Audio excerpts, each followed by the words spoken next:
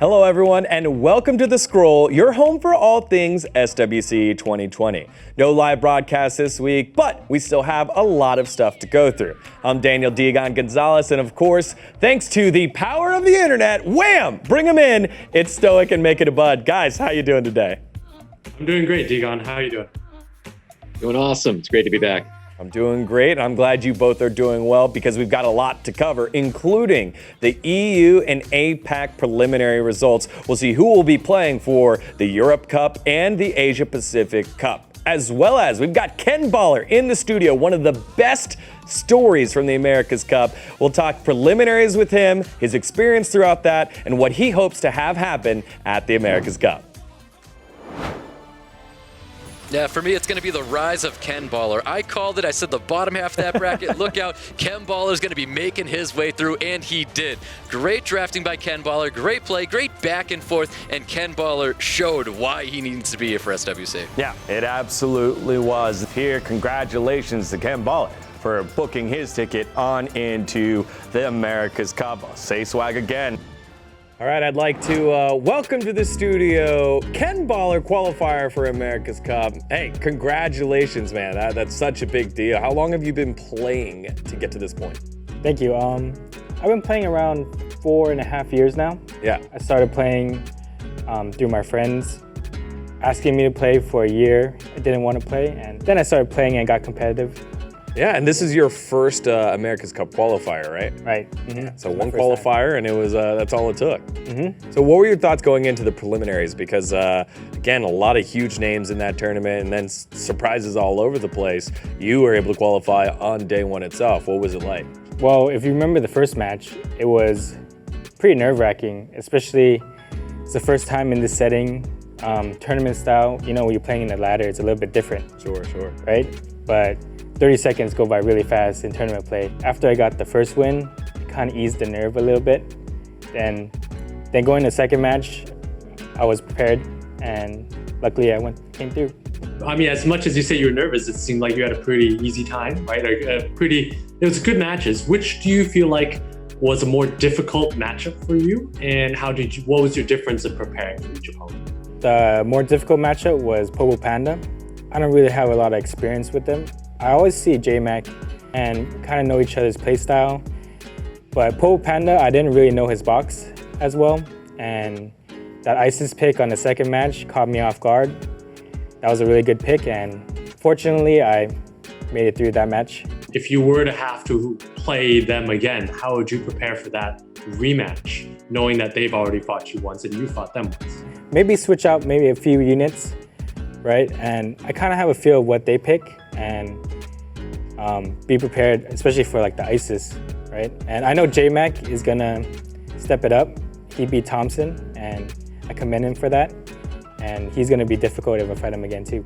Very cool. Well, looking forward to those matches and what other tricks you have up your sleeve. Hopefully you pull some new cool and innovative toys in the meantime. Stoic, what do you got here for Kenballer? Honestly, no real questions. As soon as I saw our brackets go out, I saw where Kenballer was sitting, and I knew already who was going through America's Cup. Kenballer was taking that slot in America's Cup 100%. I couldn't be more confident of that. I know your matchup against J-Mac was, it was a tough one. And if I saw you losing these ones, I was going to say a little bit of RNG, as a cruel mistress as it can be, and then just a surprise pick or something you were not prepared for.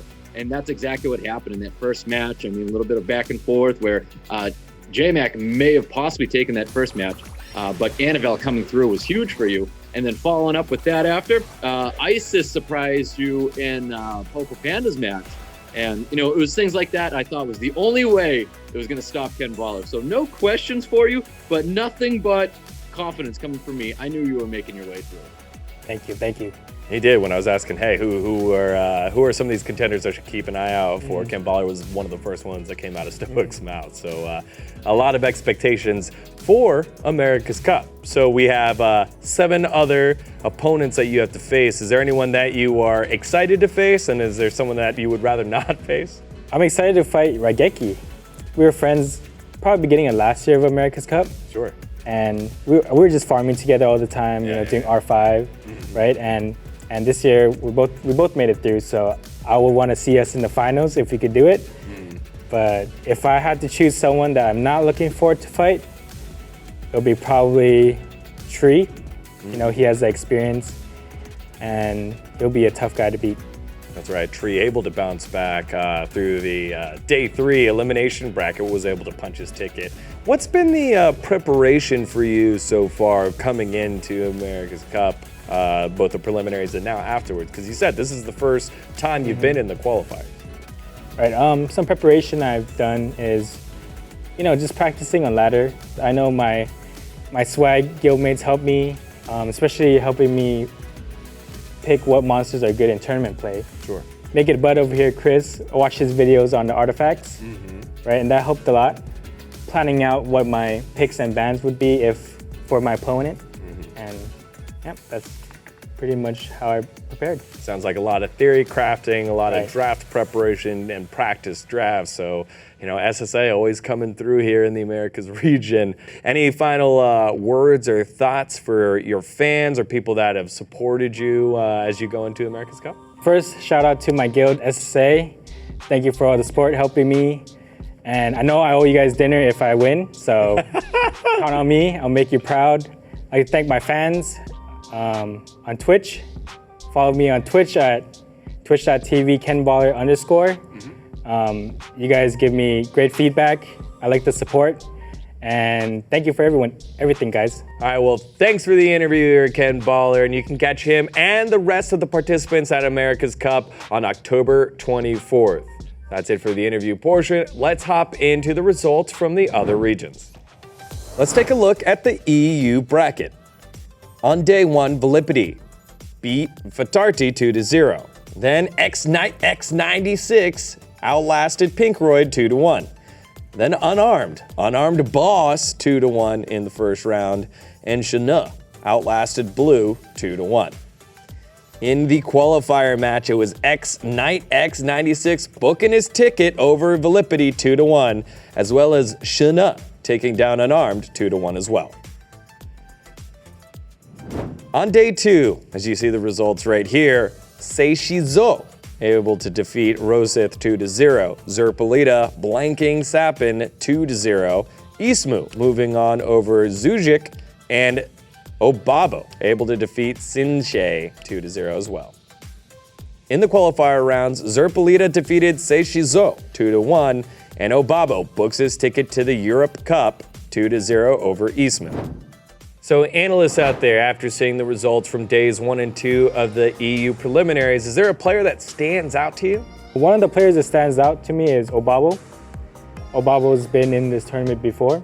I know he has a Han, and Han got buffed this year, so Obabo's a really strong player now. I mean, I think definitely Obabo's the one that stands out. He streams on Twitch a lot, so he's the most, I would say, internet popular one. I mean, regularly has a lot of viewers, and is actually at the very top of the ladder at the moment. I think a couple of days ago, he was ranked 3. He might have fallen to like 6 or 7 at this point. But Obabo has always been dominating, plays with a lot of creativity, and even before he got Gani Hathor, was one of the top players out there. So I think he is the one to watch out for from the EU region. Stoic, any closing thoughts on Obabo? Obabo has been a very strong player throughout the years. I mean, there's a lot of diversity in his draft. I've seen Obabo drafting no LD Nat 5s, no Gani Hathor in the past. So watching to see how he does in this tournament, I'm not surprised to see him doing very well. Well, again, congratulations to Obabo and the rest of the qualifiers, X96, Zerpolita, and Shana for booking their ticket to the Europe Cup. But they're not alone. Day 3 of the preliminaries will be on Saturday to see who else will join them. Make sure to tune in. Now let's take a look at the APAC preliminary results. In the winners bracket quarterfinals, it was Zaire defeating Dolphin Buff 2-1. Kroms outlasted Frenrir 2-1, with Two Love taking care of business against Han KFC 2-1, and Diligent, the only one getting the clean sweep here in the quarterfinals, 2-0 over Jinya.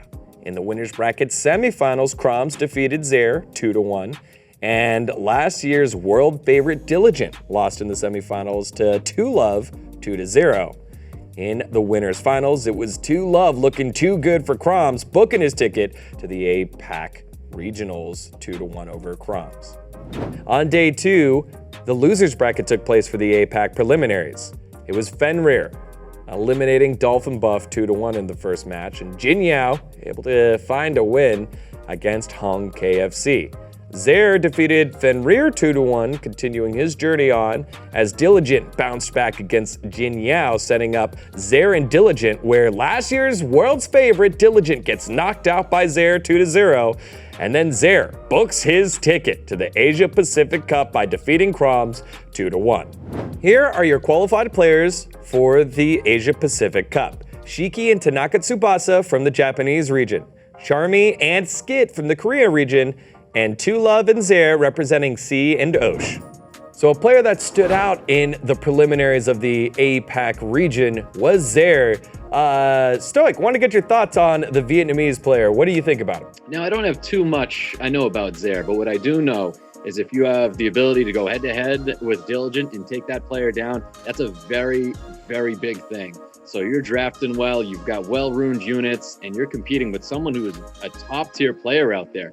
And he took down Diligent. That's going to say a lot as Zaire goes forward in this tournament. You traditionally see Zaire pretty high on the ladder and abuses Ragdoll a lot. So I think that generally he is a pretty clean player. And actually, if you watch his games versus Diligent, I mean, just the way he drafted made Diligent make a lot of mistakes. I guess that intimidation factor of being so high on the ladder, I think he's up in the 2,300 point range. Just generally a very smart player, has a lot of LDs. And I guess, to Stoic's point, taking out last year's favorite to win actually makes him one to watch out for. Yeah, and thankfully we've got someone here in the studio. Whoa, we got Kenballer. He may know a thing or two about a guy on the ladder that uses that ragdoll. You've played him before. What are your thoughts on this player? Yeah, I played him a few times. He's a really strong player. He has the ragdoll, Dark Demon. He makes good decisions. I remember there was one season last year, I kind of gatekeeped him to top 4 for a Legends tourney, but he's a really strong player. As we get closer to the SWC 2020 World Championship, the world meta evolves. And we wanted to take a look and see how it compares to the Americas region meta. So to talk a bit about that, let's bring back in Stoic and Make It a Bud. Guys, what are the trends that Americas region is doing compared to the rest of the world that you have seen? I think what you're going to see back and forth, a lot of the drafts, a lot of people are splitting speed leads. You're going to see the Vanessa, you're going to see the CR being drafted. And then a lot in America's Cup, you're going to see Gani Hathor always being split. Now, through the European Cup, through the Asia Pacific Cup, you see not everybody's been relying on that Gani Hathor and taking it. And we've seen some players get taken advantage of it. Maybe even some players who thought they had it and it was going to be their answer to their opponent. Gani Hathor not actually working out for him. Chris, we saw a couple of these matches before where Gani Hathor wasn't the answer in some cases. Yeah, I would actually say that in the EU region, you would see Gani Hathor, not taken as much, and therefore one opponent would, or not split as much, and therefore one opponent would take Gani Hathor. But where it's different in the EU region is that they would pair Gani Hathor with things like Tyrannys or Ragdoll, where Gani Hathor doesn't quite synergize with those units. So it's not quite played to its full potential, and that's why I think in the EU region, it wasn't quite as effective as what we would normally expect, where when we're commentating on the NA region, we would say, hey, he has to split the Gani Hathor combo. But of course, if you're pairing it with something like a Tyrannys or Ragdoll that's very slow, doesn't synergize with it, of course it doesn't work. Now, when you look at the APAC region, I actually think they do a good job of splitting Gani Hathor. I would say that region looks a lot like the NA region, but with one distinct difference is that they have a lot more light and dark monsters. So you'll see a lot more light and dark being split and spread across Gani Hathors, against CRs a lot. So there's a lot of high-level gameplay coming out from the APAC region as well, but where you see that outlier is really in the EU region, where it's kind of an odd pairing with Gani Hathor, just a different way of playing the game. What stood out for me was in Korea, I know they like to use Valeria, the Light Dryad. I thought that was pretty interesting. Also, Molly, I was surprised Molly didn't do that well in the tournament setting. Yeah, Molly did very bad in the Americas region. I think won once. Well, so. Yeah. And yeah, I thought APAC picked pretty close to global server, and Europe plays a little bit differently. They actually let in the Gani Hathor for the opponent. We like to split it up, but it looks like they have counters for that too. So very interesting. Yeah. The global meta always evolving, and it's no different here as we get closer to SWC 2020. As we move closer and closer to interregional play, next week, all the preliminaries will be done, including the European preliminaries and the China Taipei Hong Kong preliminaries. We will also have the Americas Cup draw next week. Kenballer, thank you so much for joining us on the show today. Thank you for having me. Absolutely, it was a pleasure. On behalf of myself, Kenballer, and the casters and the entire crew of SWC 2020, we appreciate you, and we'll catch you guys next time on The Scroll.